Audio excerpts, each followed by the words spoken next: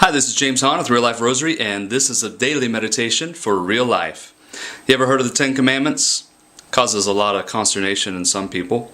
The Ten Commandments given to Moses, written by the hand of God on those stone tablets so many years ago. We're all familiar with the Ten Commandments. I've broken plenty of them, or maybe they've broken me, and I'm sure you have as well. To my knowledge, there's only been one person in the history of the entire world to break all 10 commandments at one time. All 10 of those commandments, thou shalt not kill, commit adultery, steal, all of those things. Only one person in the history of the world to break all those commandments at once. Moses, right? He took the tablets and smashed them in his anger. Only one person. So the 10 commandments. It causes a lot of fighting, legal battles even. Should we put it up? Should we tear the 10 commandments down? What should we be doing with them? Do they belong in this place or not? If you were to ask me, I would suggest that we tear all of them down. I would love to see a world where there are no 10 commandment monuments.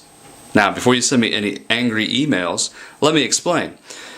St. Paul says that the law no longer applies to him. Now, what does that mean? Does he have a get-out-of-jail-free card? Is he exempt from the teachings? Is he exempt from the law? Does he no longer have to follow the commandments? No.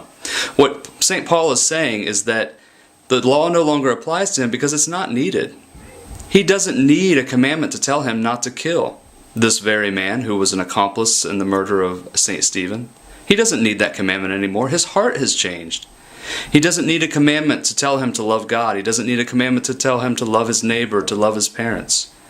His heart has changed. It would be silly for him to have these laws because they no longer apply to him. Wouldn't it be great if we had a world where the 10 Commandments, we don't need those signs. We don't need that reminder. It would be silly, like having a billboard that says the sky is blue or watch out for gravity.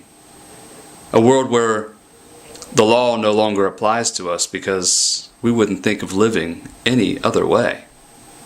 In today's gospel, Jesus is in the midst of his Sermon on the Mount, where he's talking about the Beatitudes, or you have heard it said, but I say, and talking about adultery, and talking about ways to live and being angry.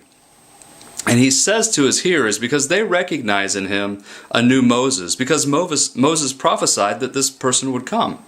And so Jesus, in the person of Moses, this new lawgiver, says, I have not come to abolish the law and the prophets, but rather to fulfill them. So what does he mean?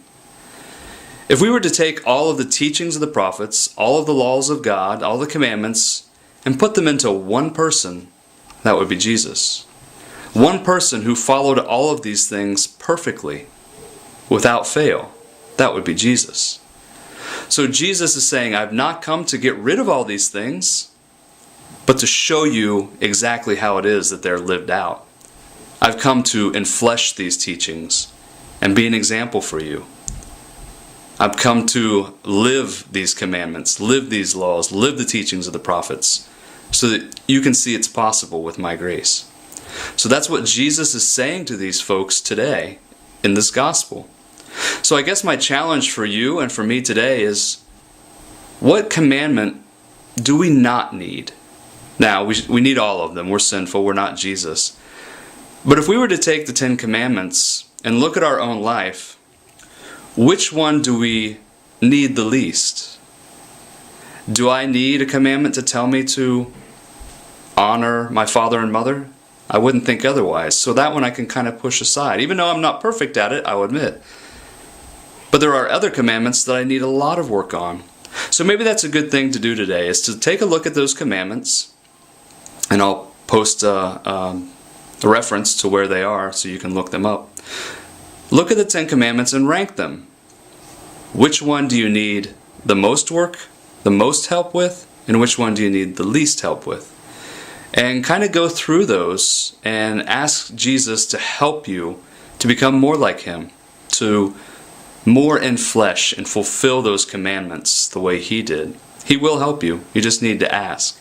If we can do that, we won't need the 10 commandment monuments. We'll still have them. They're beautiful reminders, but man, wouldn't it be great if we didn't need those, because everyone wouldn't think of living otherwise. Have a great day. May God bless you. This is James Hahn with Real Life Rosary and a daily meditation for real life.